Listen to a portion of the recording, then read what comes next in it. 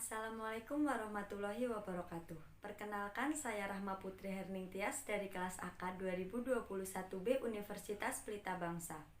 Di sini saya bersama rekan saya Indah Permata Ulfa akan membahas sedikit mengenai bab kas. Apa sih yang kalian ketahui tentang kas? Pengertian kas dalam akuntansi adalah aktiva perusahaan yang berbentuk uang tunai seperti uang kertas, uang logam, wesel, cek dan lainnya yang dipegang oleh perusahaan ataupun disimpan di bank dan dapat digunakan untuk kegiatan umum perusahaan. Ibarat seorang manusia, kas merupakan darah yang akan mengalir di tubuh perusahaan. Kas akan memberikan dukungan makanan terhadap seluruh operasional bagian tubuh perusahaan. Jika kas yang mengalir mengalami gangguan, maka operasional perusahaan pun juga akan dapat terganggu. Begitu pentingnya kas bagi sebuah perusahaan atau bisnis. Maka, kas merupakan aset yang paling likuid di antara aset-aset lainnya dan senantiasa diletakkan di bagian yang paling atas di neraca perusahaan. Komposisi kas. Kas terdiri dari 5 komposisi. Yang pertama, 1 uang tunai adalah uang kertas atau uang logam dalam mata uang rupiah atau mata uang asing. 2 simpanan giro di bank. 3 cek atau bilet giro yang diterima pihak sebagai pembayaran. 3 traveler cek. 4 kasir cek. 5 surat perintah membayar atau money order. Pos-pos yang tidak dapat digolongkan sebagai kas adalah 1. Dana yang disisihkan untuk tujuan tertentu. 2. Persediaan perangko. 3. Cek mundur. 4. Cek kosong dari pihak ketiga. 5. Rekening giro pada bank di luar negeri yang tidak dapat segera dipakai. Karakteristik kas. Karakteristik kas dibagi menjadi 4, yaitu 1. Aktiva yang paling likuid. 2. Memiliki bentuk yang relatif kecil. 3. Dapat langsung digunakan sebagai alat pembayaran. 4. Tidak memiliki identitas kepemilikan. Prinsip pengendalian kas. 1. Secara khusus menetapkan tanggung jawab pengelolaan penerimaan kas. 2. Pemisahan pengelolaan dan pencatatan penerimaan kas. 3. Mendepositokan seluruh kas yang diterima setiap hari. 4. Sistem voucher akan pengendalian pembayaran kas. 5. Pemeriksaan intern dalam interval waktu yang tak terduga. Manajemen kas. Kas adalah aktiva yang paling mudah untuk disalahgunakan.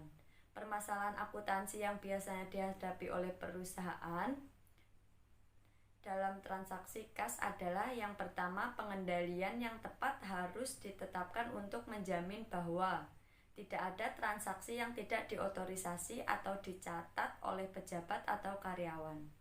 Kedua, informasi yang diperlukan untuk manajemen kas yang ada di tangan dan transaksi kas harus tersedia. Untuk melindungi kas dan menjamin keakuratan catatan akuntansi untuk kas, pengendalian internal atau internal control yang efektif atas kas merupakan keharusan. Sistem pengendalian internal terhadap kas adalah semua sarana, alat, mekanisme yang digunakan oleh perusahaan untuk 1. Mengamankan, mencegah pemborosan dan penyalahgunaan kas. 2. Menjamin ketelitian dan dapat dipercaya atau tidaknya data akuntansi tentang kas. 3. Mendorong dicapainya efisiensi serta 4. Dipatuhinya kebijakan manajemen tentang kas. Sekian kurang lebihnya penjelasan dari saya dan selanjutnya akan dijelaskan oleh rekan saya. Terima kasih. Pelaporan kas. Walaupun pelaporan kas secara relatif bersifat langsung, namun terdapat sejumlah masalah yang perlu mendapat perhatian khusus. Masalah-masalah ini berhubungan dengan pelaporan, yakni A. Kas yang dibatasi atau restriktif.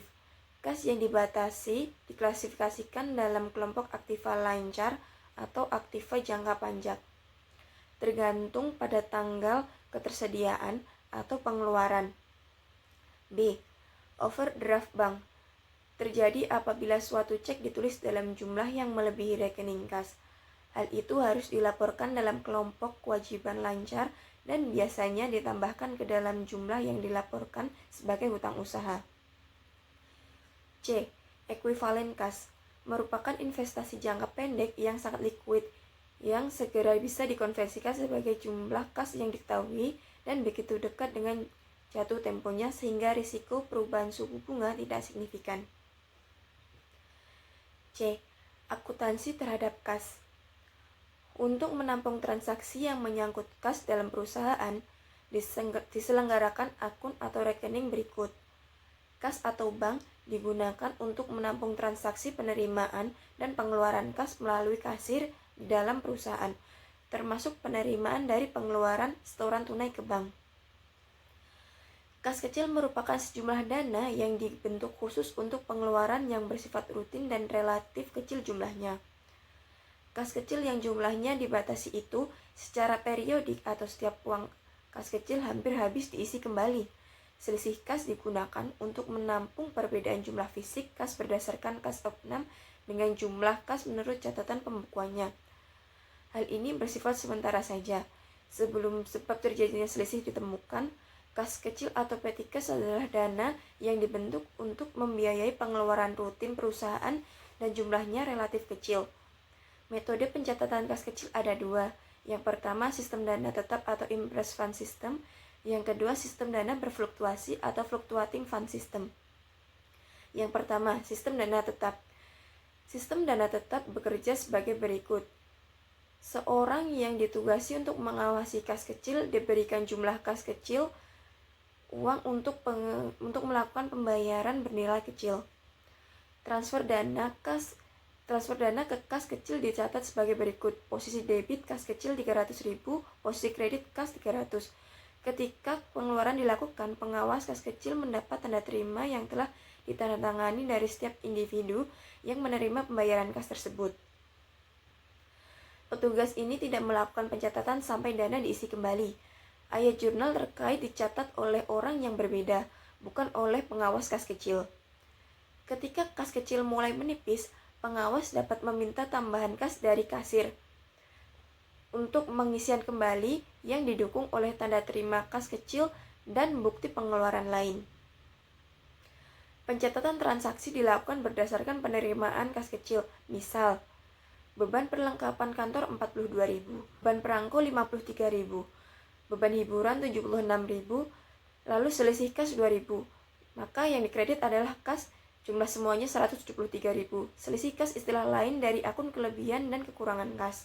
Jika diputuskan bahwa jumlah kas yang terdapat dalam dana kas kecil berlebihan, penyelesaian dibuat sebagai berikut.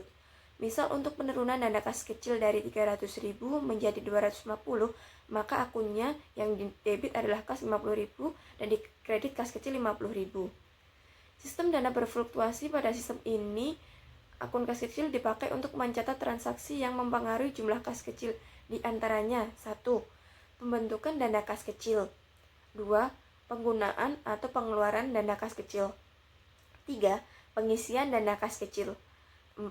Penambahan dana kas kecil maupun pengurangan atau penarikan kembali dana kas kecil.